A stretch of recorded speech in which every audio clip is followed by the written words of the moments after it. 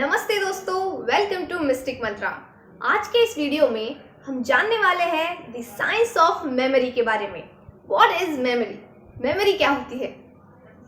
क्या होती है मेमोरी? उप्स, भूल गई। ले, खुद ही भूल गई और दूसरों को सिखाई कि मेमोरी क्या होती है। भगवान, तू ही बचा ले इससे। मेमोरी साइंटिस्ट और criminal psychologist doctor Julia Shaw कहती है कि हमारे ब्रेन के लिए मेमोरी का मतलब होता है नेटवर्क तैयार करना, और ये न्यूरल नेटवर्क्स आज तक के हमारे एक्सपीरियंसेस से बनते हैं। मस्तिष्क को इमेजिनरी एक्सपीरियंसेस और रियल एक्सपीरियंसेस में अंतर नहीं समझ आता, इसलिए इन दोनों के लिए भी ब्रेन में सेम न्यूरल नेटवर्क्स बनाए जाते हैं। सन 2013 में यूरोपियन साइकोलॉजिस्ट के ग्रुप ने एफएमआरआई मशीन की मदद से एक एक्सपेरिमेंट रन किया था, जिसमें उन्होंने वॉलंटियर्स को कुछ स्ट्रॉन्ग ओडर वाली और कुछ जनरल यानी नेचुरल ओडर वाली चीजें सूंघने के लिए दी थी। वस्तुओं को सूंघने पर मेमोरी सेंटर कैसे प्रकाशित होता है, ये जानना इस रिसर्च का लक्ष्य था। पर कमाल तो तब हुआ जब वॉलंटियर्स को स्क्रीन पर अलग अलग स्मेल्स के नाम दिखाए गए, लेकिन फिर भी बस नामों को पढ़कर ही वॉलंटियर्स के नाकों के ऑल्फैक्टरी रिसेप्टर्स एक्टिवेट हुए थे। तो जैसे पहले दो केसेस में चीजों को असलियत में सूंघने पर ब्रेन के जो एरियाज एक्टिवेट हुए थे, ठीक उसी तरीके से इस केस में भी ह्यूमन ब्रेन का स्मेल डिटेक्टिंग सेंटर एक्टिवेट हुआ और उस सुगंध से संबंधित पॉजिटिव और नेगेटिव मेमोरीज दिमाग में बहने लगी। अब नाक की बात हो ही रही है तो ये बात भी आपको बता दे, sight, sound, taste and touch, इन सेंसेस की तुलना में स्मेल कई गुना ज्यादा लॉन्ग टर्म मेमोरीज बनाता है। और ऐसा इसलिए होता है क्योंकि बाकी के सेंसेस को पहले थैलेमस में प्रोसेस किया जाता है और बाद में जाके अपने अपने वैयक्तिक प्रोसेसिंग सेंटर्स में। पर स्मेल के मामले में थैलेमस की जरूरत नहीं पड़ती, वो सीधे ऑल्फैक्टरी लोब को हिट करता है और ये ऑल्फैक्टरी लोब कनेक्टेड होता है एमिगडाला यानी fear and anger regulation centre और हिप्पोकैम्पस यानी मेमोरी सेंटर से। इसीलिए तो ग्लू और बुक्स को सूंघने के बाद फटाक से स्कूल के दिन याद आते हैं। ह्यूमन एफएमआरआई स्कैन में देखा गया है कि अर्ली चाइल्डहुड मेमोरीज को याद करते वक्त मस्तिष्क का ऑर्बिटोफ्रंटल कॉर्टेक्स प्रकाशित होता है, तो कंसेप्चुअल मेमोरीज को याद करते हुए लेफ्ट इंफीरियर फ्रंटल गाइरस प्रकाशित होता है। पर लोगों को 2 से 4 उम्र तक की चीजें बिल्कुल याद नहीं रहती। पर ऐसा क्यों? दिमाग तो तब भी हमारे पास था ना, तो ऐसे कैसे कुछ याद नहीं आ सकता? इस कंसेप्ट को साइंटिस्ट चाइल्डहुड या इन्फेंटाइल एमनीशिया कहते हैं। एमनीशिया यानी मेमोरी लॉस की एक ऐसी कंडीशन जिसमें इंसान कुछ याद करने में या कुछ नया सीखने में असमर्थ होता है। चाइल्डहुड एमनेशिया में भले हमें स्पेसिफिक इवेंट्स या उसके डिटेल्स याद ना हो, पर लैंग्वेज और मोटर स्किल्स हमारे साथ ही रहते हैं। उदाहरण, बच्चों को शिशु अवस्था में एक साथ 4 भाषाओं में निपुणता हासिल हो सकती है, जो कि एडल्ट्स के लिए शायद ही पॉसिबल होता है। ऐसा देखा गया है कि शिशुओं के मस्तिष्क में न्यूरॉन्स की संख्या बहुत तेजी से बढ़ती रहती है। टोरंटो की एक रिसर्च टीम ने इस पर अभ्यास भी किया है। उन्होंने देखा कि शिशुओं के हिप्पोकैम्पस यानी मेमोरी सेंटर में प्रौढ़ लोगों की तुलना में कई गुना ज्यादा गति से न्यूरॉन्स की उत्पत्ति होती रहती है। इसलिए हर दिन तेजी से बढ़ रहे इन नए न्यूरॉन्स को पुराने न्यूरॉन्स के साथ सही से फिक्स करना, प्रॉपर कनेक्शन बनाने में दिमाग को कठिनाई आती है। उस समय में मेमोरी नेटवर्क का सही से कनेक्शन ना लगाने के कारण हमें उस वक्त की चीजें याद नहीं होती, तो 6 से 8 की उम्र तक न्यूरॉन जनरेशन की स्पीड स्लो डाउन हो जाती है।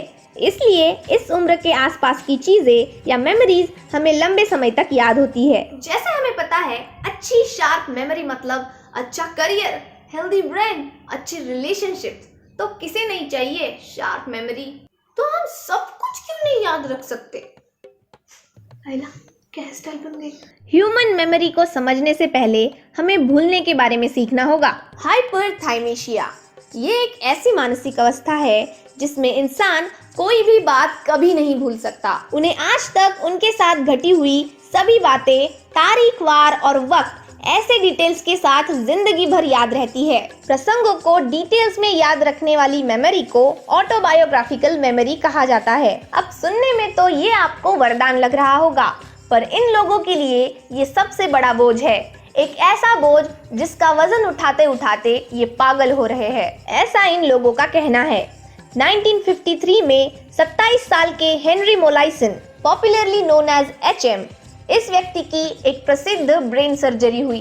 पेशेंट की जान बचाने के हेतु उनके दिमाग का कुछ एरिया निकाल देना पड़ा, जिससे उनके ब्रेन में 2 गड्ढे तैयार हो गए। इस व्यक्ति की जान तो बच गई, पर यह ऑपरेशन अनसक्सेसफुल रहा, क्योंकि इस सर्जरी में उन्हें हिप्पोकैम्पस का फ्रंट पार्ट और एमिगडाला का कुछ पार्ट हमेशा के लिए गंवाना पड़ा। बाद में डॉक्टरों को ये समझ में आया कि HM को अपने ऑपरेशन से पहले की और बचपन की कुछ चुनिंदा यादें ही याद है, बाकी सब वो भूल गया था।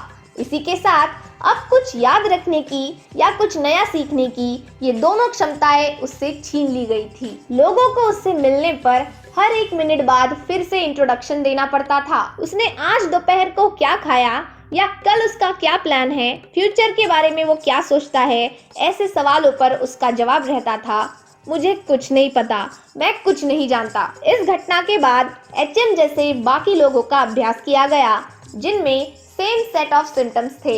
इस अद्भुत ट्रेजेडी ने न्यूरोसाइंस की दुनिया में खलबली मचा दी, क्योंकि पहले सब लोग समझते थे कि मेमोरी स्टोरेज का काम पूरे मस्तिष्क का होता है, पर इस घटना के बाद ये समझ आया कि मेमोरी स्टोरेज पूरे ब्रेन का नहीं, कुछ अंगों का ही काम है। The role of hippocampus in memory. Autobiographical memories, episodic memories और पर्सनल पास्ट मेमोरीज को स्टोर करने में हिप्पोकैम्पस मदद करता है, इसलिए इसे मेमोरी सेंटर कहा जाता है। उदाहरण, फैमिली पिकनिक पर गए हुए वो दिन या दोस्तों के साथ पहली बार पी हुई कॉफी। 1970s में एक साइकोलॉजिस्ट द्वारा रैट पर किए गए एक्सपेरिमेंट में ये सामने आया कि हिप्पोकैम्पस बस मेमोरीज ही नहीं, बल्कि प्लेस सेल की मदद से लोकेशन, नेविगेशन स्किल्स और स्पेशल स्किल्स को भी संभालता है, क्योंकि एक्सपेरिमेंट के दौरान चूहा डिस्क में किसी भी दिशा में क्यों ना घूमे, उत्तर दिशा में आते ही उसके प्लेस सेल्स फायर हो रहे थे। इमेजिनरी और फ्यूचर इवेंट्स के बारे में सोचने पर भी हिप्पोकैम्पस एक्टिव होता है। Second, the role of amygdala. ये फियर और एग्रेशन जैसी भावनाओं का रेगुलेशन सेंटर होता है। देखा जाता है कि स्ट्रेस हार्मोन्स की वजह से भी मेमोरी स्टोरेज पर असर पड़ता है। ओवर स्ट्रेस मतलब न्यूरॉन्स की death. Arousing theory by Christiansen 1992 के अनुसार जब दिमाग किसी चीज में हाईली इमोशनली इन्वॉल्व होता है, तब बहुत बड़ी मात्रा में न्यूरोट्रांसमीटर्स और हार्मोन्स की उत्पत्ति होती है। फिर ये केमिकल्स मेमोरी को स्ट्रॉन्ग बनाते हैं। तो कुछ ऐसे एमिगडाला नाम का ये emotional centre long term memory को बनाने में मदद करता है। Third, the role of cerebellum.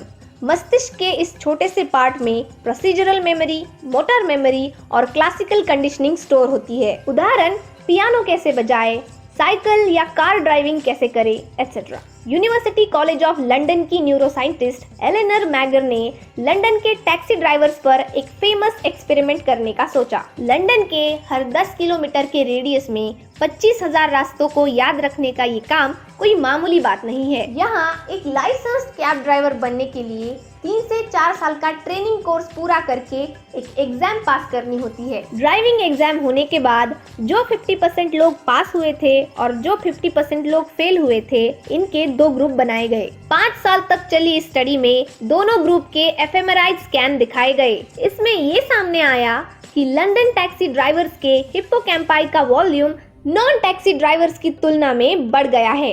इस रिजल्ट ने सेरेबेलम का मेमोरी स्टोरेज के लिए इम्पोर्टेंस तो दिखाई दिया, पर इस न्यूज ने फिर से न्यूरोसाइंस की दुनिया में खलबली मचा दी, क्योंकि पहले लोग ये सोचते थे कि एडल्ट ब्रेन्स में नए न्यूरॉन्स पैदा नहीं हो सकते, इसलिए उनमें जिंदगी भर कोई बदलाव नहीं हो सकता, पर आखिरकार ये मिथ भी टूट गया। Fourth, the role of prefrontal cortex. Special short term memory या वर्किंग मेमोरी को स्टोर करने का काम खास करके प्रीफ्रंटल कॉर्टेक्स का होता है। उदाहरणार्थ, किसी का फोन नंबर याद रखना। हमारी मेमोरी फ्लॉलेस नहीं, फॉलिबल होती है, यानी एरर्स करने वाली, जो कि एक अच्छी बात भी है, क्योंकि मेमोरी का असली मकसद पास्ट इवेंट्स का रिकॉर्ड रखना ही नहीं होता, बल्कि करंट और पास्ट इंफॉर्मेशन को कंस्ट्रक्ट, रिकंस्ट्रक्ट और एनालाइज करके फ्यूचर को इमेजिन करने का भी काम होता है। उदाहरण, एमनीशिया और मेमोरी लॉस के पेशेंट्स किसी भी सीन को इमेजिन नहीं कर सकते। एक पेशेंट ने अपना अनुभव ये बताया कि कुछ भी सुनने पर उनके दृष्टिपटल के सामने कोई भी चित्र नहीं आते। मानो ऐसा लगता है कि जिंदगी अब टीवी नहीं रेडियो बन चुकी है, जहां आंखें बंद करने पर सुनाई तो सब देता है पर दिखाई कुछ नहीं देता। तो अब सवाल ये है कि क्या हम मेमोरी को ट्रेन कर सकते हैं? हाँ, कैसे? सिंपल है, हेल्दी डाइट और एक्सरसाइज की मदद से। आजकल तो ब्रेन ट्रेनिंग प्रोग्राम्स बहुत पॉपुलर है, पर कई न्यूरो साइंटिस्ट और कॉग्निटिव साइकोलॉजिस्ट इसे रेकमेंड नहीं करते। This is it for today. Please like, share and subscribe to this channel. Always keep this in your memory. See you in the next. Jai Hind.